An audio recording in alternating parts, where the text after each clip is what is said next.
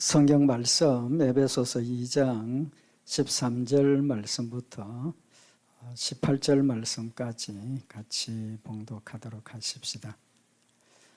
이제는 전에 멀리 있던 너희가 그리스도 예수 안에서 그리스도의 피로 가까워졌느니라. 그는 우리의 화평이신지라. 둘로 하나를 만드사 중간에 막힌 담을 허시고 원수된 것 곧 의문에 속한 계명의 율법을 자기 육체로 폐하셨으니 이는 이 둘로 자기의 안에서 한 세 사람을 지어 화평하게 하시고 또 십자가로 이 둘을 한 몸으로 하나님과 화목하게 하려 하심이라. 원수된 것을 십자가로 소멸하시고 또 오셔서 먼 데 있는 너희에게 평안을 전하고 가까운 데 있는 자들에게 평안을 전하셨으니 이는 저로 말미암아 우리 둘이 한 성령 안에서 아버지께 나아감을 얻게 하려 하심이라. 아멘. 우리 지금 하나님께서 예수 그리스도를 통해서 우리가 그리스도 안에서 하나님과 하나가 되게 하시고 또 성도들이 말씀 가운데 그리스도 안에서 하나 되게 하신 내용을 지금 우리 상고를 하고 있습니다. 여기 13절에 보면 이제는 전에 멀리 있던 너희가 그리스도 예수 안에서 그리스도의 피로 가까워졌느니라. 이방인과 유대인이 멀리 떨어져 있었다는 거죠. 단절되어 있었다는 것을 멀리 떨어져 있었다라고 13절에 표현을 했습니다. 오늘 여기 14절에는 그는 우리의 화평이신지라. 둘로 하나를 만드사 중간에 막힌 담을 허시고 원수된 것 곧 의문에 속한 계명의 율법을 자기 육체로 폐하셨다라고 말씀을 하고 있습니다. 13절에서는 멀리 있었다라고 표현을 했는데 오늘 여기 14절에는 원수된 것을 화목하게 하셨다라고 표현을 하고 있습니다. 멀리 있다 그랬다가 이제는 원수가 되었다. 더 이제 심각한 그 상황 관계를 지금 우리에게 말씀을 하시죠. 그래서 원수된 것을 하나 되게 하신 분이시기 때문에 그는 우리 외 화평이신지라. 화평하게 하시는 하나님이시라는 겁니다. 그래서 예수 그리스도가 우리로 평화를 주시는, 화평하게 하시고 화목하게 하시는 예수님이라는 사실을 밝히고 있습니다. 그럼 화평하다는 이 표현의 전제가 뭡니까? 화평하다는 것. 전제는 원수죠. 원수가 돼서 막 싸우고 있는 겁니다. 그죠? 싸우고 서로 분쟁이 일어나서 싸우는, 전쟁하는 이제 그런 상황인데 그 전쟁을 멈추게 하시고 원수 관계가 이제는 화평한 평화의 관계로 만드셨다라고 말씀을 하고 있습니다. 그러니까 멀리 있었던 것보다 이 원수라는 건 더 좀 관계가 무서운 그런 관계를 이야기를 하시는 거죠. 그래서 스가랴서 9장 10절에 보면 내가 에브라임의 병거와 예루살렘의 말을 끊겠고 전쟁하는 활도 끊으리니 그가 이방 사람에게 화평을 전할 것이요 그의 정권은 바다에서 바다까지 이르고 유브라데 강에서 땅끝까지 이르리라 라고 말씀을 하셔서 이방인과 또 이스라엘 백성들 관계가 전쟁하는 관계라는 그런 의미를 밝히고 있죠. 그래서 예루살렘의 말을 끊겠고 이제 말도 이제 없애버리고 서로 평화의 관계로 만들겠다라고 말씀을 하십니다. 그래서 누가복음 2장 14절에 보면 지극히 높은 곳에서는 하나님께 영광이요 땅에서는 기뻐하심을 입은 사람들 중에 평화로라, 평화를 이야기를 하시는 겁니다. 그래서 예수님은 화평이시고 우리를 평화롭게 하시는 평화의 하나님이시라는 예수님이라는 사실을 말씀을 하고 있는 겁니다.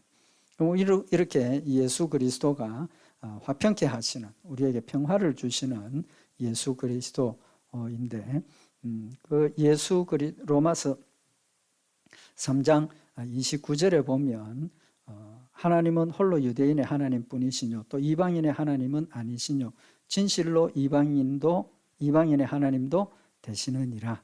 그래서 이방인의 하나님도 되고 유대인의 하나님도 되고 이제 그 말씀을 통해서 유대인과 이방인이 하나가 되었다라는 걸 지금 말씀을 하시는 거죠. 그래서 골로새서 1장 20절에 그의 십자가의 피로 화평을 이루사 만물고 땅에 있는 것들이나 하늘에 있는 것들을 그로 말미암아 자기와 화목케 되기를 기뻐하심이라. 예수님이 그리스도의 피로 만물, 땅에 있는 모든 것들이 또 하늘에 있는 것들조차도 하나님과 화목하게 만드셨다라는 사실을 기록을 하고 있는 겁니다. 그래서 예수 그리스도가 화평케 하는 핵심이고, 그 중에 더 핵심은 예수 그리스도의 뭡니까? 피라는 거죠. 그죠? 예수 그리스도의 피. 예수 그리스도의 피는 뭘 의미합니까? 십자가의 죽으심을 이야기를 하시는 것이고, 우리를 위해서 대속의 죽으심을 죽으시는 이제 그런 의미를 말씀을 하고 있는 겁니다. 여기서 우리가 한 가지 생각해야 될 것이 뭐냐 하면, 이방인과 예루살렘에 있는 유대인들이 원수가 되었죠. 원수가 되었다 그랬는데, 지난번에도 말씀을 드린 것처럼 하나님께서 이스라엘 백성들이 가나안 땅에 들어갈 때 뭐라고 명령하셨다 그랬습니까? 신명기 7장 2절에 보면 내 하나님 여호와께서 그들을 네게 붙여 너로 치게 하시리니 그때 너는 그들을 진멸할 것이라. 진멸하라 그랬고, 또 그들과 무슨 언약도 말 것이며 그들을 불쌍히 여기지도 말 것이며 라고 말씀을 하십니다. 그러니까 가나안 땅에 들어갈 때 가나안 땅은 축복의 땅인데 그 땅에 살고 있는 사람들은 택함받지 못한 백성들이죠. 그래서 하나님께서 가나안 땅에 사는 사람들을 불쌍히 여기지도 말고 진멸하라고까지 말씀을 하고 있는 겁니다. 그러니까 어떤 원수입니까? 철천지 원수입니다. 그죠? 이건 뭐 보통 원수가 아니고 남기지 말고 싹 이렇게 다 진멸하라라고 할 만큼 원수가 되어진 겁니다. 왜 그렇게 하라 그랬습니까? 신명기 7장 16절에 보면 내 하나님 여호와께서 네게 붙이신 모든 민족을 네 눈이 긍휼히 보지 말고 진멸하고 그 신을 섬기지 말라. 그것이 네게 올무가 되리라 라고 말씀을 하고 있습니다. 그러니까 이스라엘 백성들이 가나안 땅에 들어갈 때 또 이방인들과 단절하고 그들을 이렇게 진멸해야 되는 그 의미는 단순히 그냥 육신의 생명을 진멸하고 육신의 관계를 끊으라가 아니고 그들이 가지고 있는 우상 숭배, 불신앙, 하나님과 대적하고 사탄의 도구가 되어서 믿는 성도들을 공격하고 하나님의 백성들을 해치는 그런 걸 지금 끊으라는 거죠. 그러니까 이 말씀은 하나님께서 이스라엘 백성들과 이방인들과의 관계가 그냥 단절하고 끊어버리라가 아니라 그들이 가지고 있는 영적인 문제를 끊어버리라는 겁니다. 쉽게 이야기하면 죄와의 단절을 이야기를 하는 겁니다. 영적인 면에서. 그래서 하나님께서 이방인들과 유대인들이 원수의 관계라는 것을 선언을 하시는 것은 죄와는 절대로 타협할 수 없고 죄에 끌려다닐 수도 없고 죄는 단절하고 끊어버려야 할 그런 상태라는 것을 우리에게 교훈을 하시는 겁니다. 신명기 7장 16절에 보면 네 하나님 여호와께서 네게 붙이신 모든 민족을 네 눈이 긍휼히 보지 말고 진멸하고 그 신을 섬기지 말라. 그것이 네게 올무가 되리라 라고 말씀을 하고 있는 겁니다. 그러니까 하나님께서 이방인과의 철저한 단절을 말씀하시는 것은 이방인들이 가지고 있는 우상 숭배의 그런 습관들이나 그런 불신앙, 하나님을 대적하는 것들을 철저하게 끊어버리라는 겁니다. 그들과 혼인하고 그들과 언약을 맺고 거래하고 그렇게 하기 시작하면 그들이 가지고 있는 우상 숭배의 습관들을 받아들이게 되면 이스라엘 백성들이 타락하게 되고 하나님과 멀어지기 때문에 하나님께서 이스라엘 백성들과 원수로 만드셨다라는 걸 지금 말씀을 하고 있는 겁니다. 그래서 이방인과 유대인이 원수가 되어진 것을 하나님은 예수 그리스도를 이 땅에 보내셔서 십자가에 못 박혀 죽으시고 부활하게 하심으로 말미암아서 율법의 문제를 해결해 주시는 겁니다. 이제 그 뒤에 15절에 이제 그 말씀 상고를 하도록 하고, 문제는 하나님과 이스라엘 백성 또 하나님과 우리 이방인들, 그 관계가 이방인과 유대인들이 원수가 된 것처럼 유대인들하고 이방인들하고 또 하나님의 관계를 놓고 보면 유대인들조차도 사실은 하나님과 뭐가 되어 있습니까? 원수가 되어 있다는 겁니다. 뭐 때문에? 죄 때문에. 그래서 유대인도 하나님과 원수가 되고 이방인도 하나님과 원수가 돼요. 죄 때문에. 그런데 하나님께서 예수 그리스도를 이 땅에 예수님을 보내셔서 십자가에 못 박혀 죽으셔서 유대인이나 이방인이나 똑같이 죄 문제를 해결해 주셨다는 겁니다. 그래서 하나님과 유대인, 하나님과 이방인 화목하게 되는 그런 관계를 지금 먼저 말씀을 하시는 겁니다. 그래서 골로새서 1장 21절에 보면 전에 악한 행실로 멀리 떠나 마음으로 원수가 되었던 너희를 이제는 그의 육체의 죽음으로 말미암아 화목케 하사 너희를 거룩하고 흠없고 책망할 것이 없는 자로 그 앞에 세우고자 하셨다라고 말씀을 하셔서 뭐 때문에 하나님과 원수가 되는 겁니까? 악한 행실 때문에. 전에 악한 행실로 멀리 떠나 마음으로 원수가 되었던 너희를 이라고 표현을 하고 있는 겁니다. 그러니까 이스라엘 백성들도 택함은 받았지만 율법적인 관계에서 보면 그들도 여전히 죄인이죠. 그죠? 죄인입니다. 그래서 그들이 가지고 있는 그 죄, 악한 행실, 불순종 이런 것 때문에 그들이 택한 백성이지만 영적으로는 하나님과 원수가 되어져 있는 상태라는 거죠. 그런데 그들에게는 하나님께서 제사의 법을 주셔서 그 속죄의 제사를 드리고 용서받았지만 그것이 완전한 게 아니라는 겁니다. 그죠? 또 죄를 범했을 때 속죄의 제사를 드리기 전까지는 그 죄가 용서 안 받지 못한 상태니까 여전히 죄 가운데서 하나님과 원수되어 있는 그런 상태를 지금 이야기를 하고 있는 겁니다. 그래서 이스라엘 백성들도 역시 하나님과 원수고 유대인들도 이방인들도 하나님과 원수가 되어져 있는 지금 그런 상황을 이야기를 하는데 그 상황에서 하나님께서 유대인들과도 화목하시고 이방인들과도 화목하게 하셨다는 겁니다.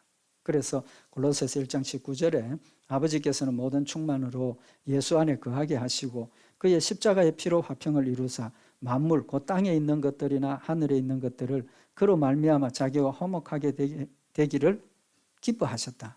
그래서 먼저 하나님과 화목되는 일이 하나님과 이스라엘 백성, 하나님과 유대인 이 수직적인 관계에서 화목을 이루었다는 겁니다.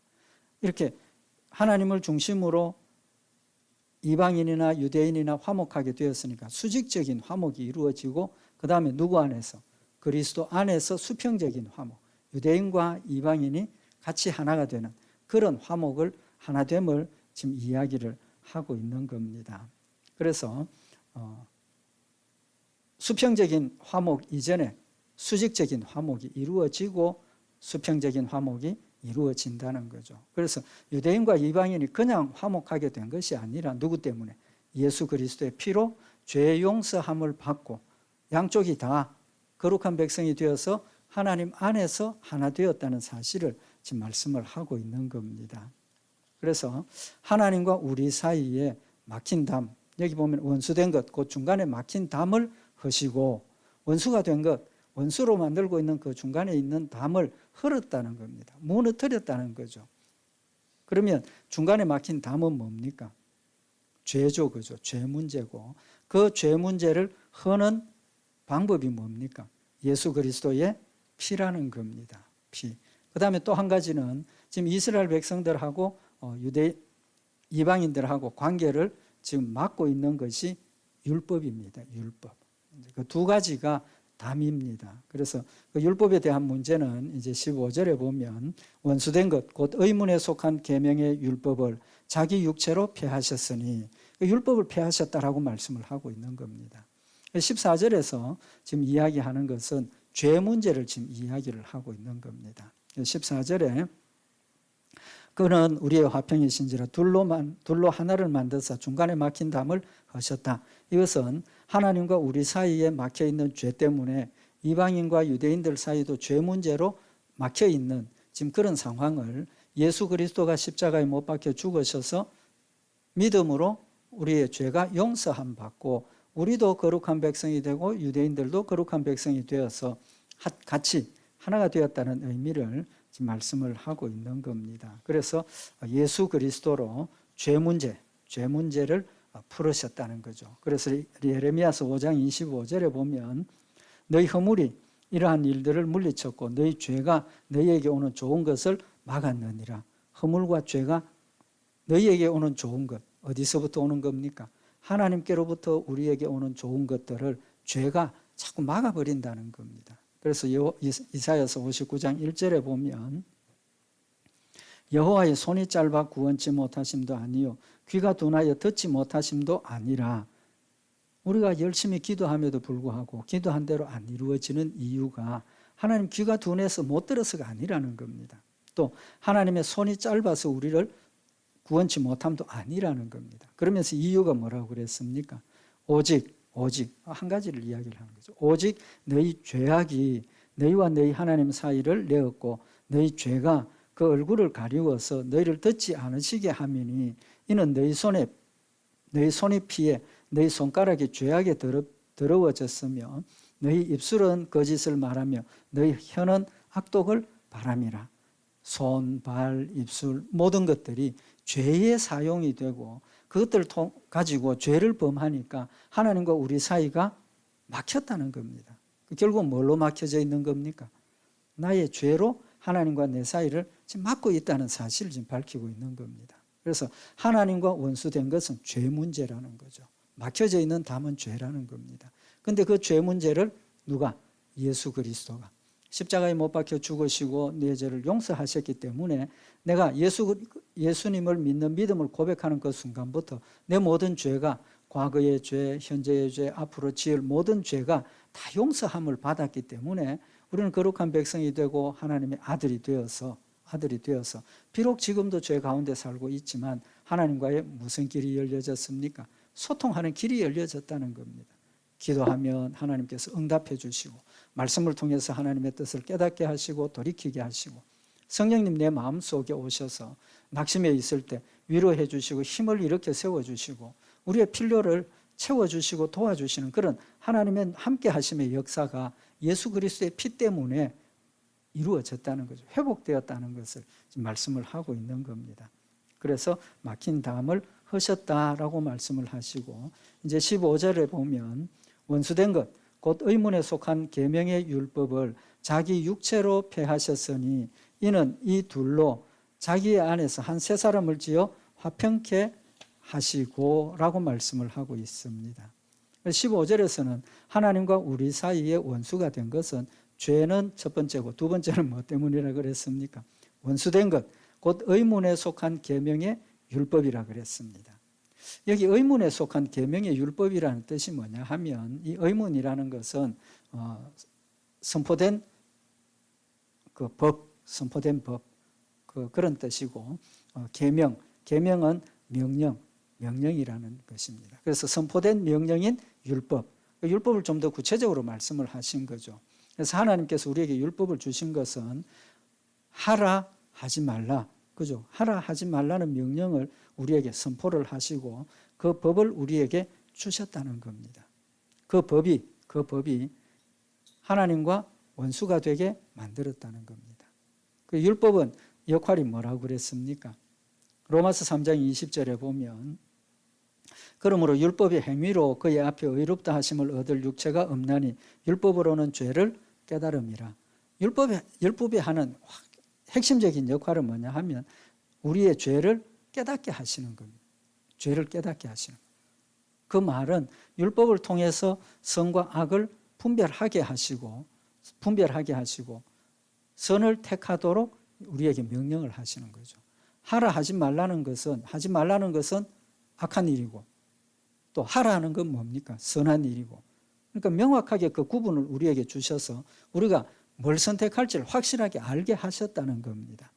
그런데 불순종하면 하라 하신 말씀을 불순종하고 하라 한 걸 안 하면 말씀에 비추어 보면 그게 뭐가 됩니까? 죄가 된다는 거죠. 그러니까 율법이 있기 전에는 양심의 법으로 우리가 따라 했기 때문에 그건 법적인 효력이 없었다는 겁니다. 그러나 율법을 주심으로 말미암아서 이게 법적인 효력이 나타나게 되고 명문화된 법으로 선포를 하셨기 때문에 그 명령을 불순종하면 명확하게 뭐가 됩니까? 죄가 되는 거예요. 그래서 이 율법으로 우리를 죄를 깨닫게 하신다는 겁니다. 그래서 율법을 가지고 우리 자신을 돌이켜보면 다 죄인이라는 거죠. 다 죄인이라는 겁니다. 왜 그렇습니까? 우리 힘으로는 율법을 온전하게 지킬 수가 없기 때문에. 그래서 율법 앞에 서면 모두가 다 똑같은 죄인이에요. 성경에 뭐라고 그랬습니까? 예수님께서 율법을 주셨는데 그중에 한 가지만 거쳐도, 불순종해도 전부를 불순종한 거라고 말씀을 하시지 않습니까?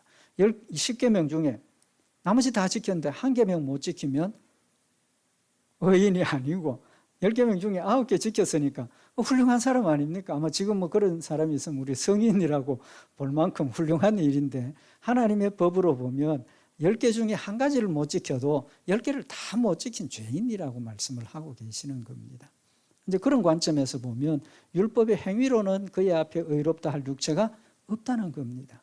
그러니까 결국은 율법을 가지고 나를 비추고 율법을 가지고 나를 판단하면 결국은 하나님과 나 사이에 뭐가 생깁니까? 죄가 생기고 죄의 담이 막혀진다는 사실을 지금 말씀을 하고 있는 겁니다. 그래서 로마서 3장 19절에 보면 우리가 알거니와 물은 율법이 말하는 바는 율법 아래 있는 자들에게 말하는 것이니 이는 모든 입을 막고 온 세상으로 하나님의 심판 아래 있게 하려 함이니라. 율법을 주신 목적이 나는 깨끗하다, 나는 죄가 없다, 그런 말 못하도록 한다는 거죠. 심판대 앞에 섰을 때 나는 거룩한 사람입니다, 나는 뭐 잘했습니다, 뭐 좀 죄송한 이야기지만 뭐 늘 명상하고 묵상하고 하나님 말씀 상관없이 참 착하게 사는 사람들도 많이 있지 않습니까? 그럼에도 불구하고 그들이 하나님 앞에 섰을 때 손톱만큼이라도 조금이라도 부족한 것이 있으면 역시 그것을 죄로 정죄받는다라고 말씀을 하시고 완벽하게 하나님 말씀을 순종할 수 없다는 사실을 지금 선포를 하시는 거죠. 그래서 율법이 우리를 정죄하고 심판하는 그런 역할을 하기 때문에 이 율법이 하나님과 우리 사이에 막힌 담이 되었다는 겁니다. 그래서 자기 육체로 패하셨으니, 자기 육체로 패하셨다. 이 자기 육체는 누구의 육체입니까? 예수님의 육체를 이야기를 하시는 거죠. 예수님의 육체로 패하셨다 하는 것은 예수님이 십자가에 죽으심으로 율법을 폐하셨다는 겁니다. 율법을 폐하셨다. 그럼 율법을 없앴다는 거니까 지금 율법이 있습니까? 없습니까? 율법이 있습니까? 없습니까? 예, 정확하게 하셔야 됩니다. 지금도 율법이 있습니다. 율법이 있어요. 지금 율법이 없다면 마음대로 살아도 되죠. 왜? 선하게 구분이 없고 모든 걸 다 허용하셨다는 의미가 되기 때문에 율법이 없어진 게 아닙니다. 율법이 폐해졌다 하는 말을 우리가 잘 이해를 해야 되는데, 이 율법은 전번에 말씀드렸는데 세 가지로 구분한다 그랬죠. 율법의 내용을 크게 세 가지로 구분하는데, 하나는 의식법, 뭐 제사나 뭐 이런 의식에 대한 법. 두 번째는 또 뭐냐 하면 도덕법, 10계명, 대표적인 게 10계명입니다. 그 다음에 한 가지는 민법, 상법 뭐 이런 거. 그러니까 나를 다스리는 일에 필요한 법. 성경에 보면 뭐 거짓말했다, 뭐 남을 때렸다 그랬을 때 뭐 어떻게 벌을 내리라 구체적으로 나와 있습니다. 그죠? 구체적으로 나와 있습니다. 그래서 뺨 때리면 뺨을 때리고 뭐 이거 그게 이제 민법, 우리 일상생활의 법을 지금 이야기를 하는 거고, 이 의식법은 제사의 법, 뭐 속죄제, 뭐 여러 가지 제사들이 있죠. 번제, 화목제, 이 제사. 그 다음에 도덕법. 그럼 지금도 살아있는 법은 뭡니까? 지금도 살아있는 법, 10계명. 도덕법은 아직도 살아있고, 의식법은 어떻게 됐습니까? 완성하셨습니다. 예수님께서 이 땅에 오신 것은 율법을 폐하려 함이 아니요 완성케 함이라라고 하신 말씀이 이 의식법에 대한 겁니다. 그 의식법은 대표적인 게 속죄의 제사죠. 속죄의 제사. 그래서 히브리서에 보면 예수님 오시기 전까지는 대제사장이 또는 제사장들이 날마다 내가 죄를 범하면 들어가서 속죄의 제물을 가지고 와서 제사 부탁하면 가지고 들어가서 하나님 앞에, 하나님 김 목사 이런 거짓말한 죄를 범했습니다, 회개합니다, 어린 양을 드리면 그걸 받아서 내가 고백한 그 죄를 용서해 주시고 계속해서 그래 속죄의 제사를 행해야 한다는 겁니다. 그런데 예수님이 십자가에 못 박혀 죽으심으로 이 모든 제사를 단번에 단번에 영원히 완성하셨다 그러셨지 않습니까?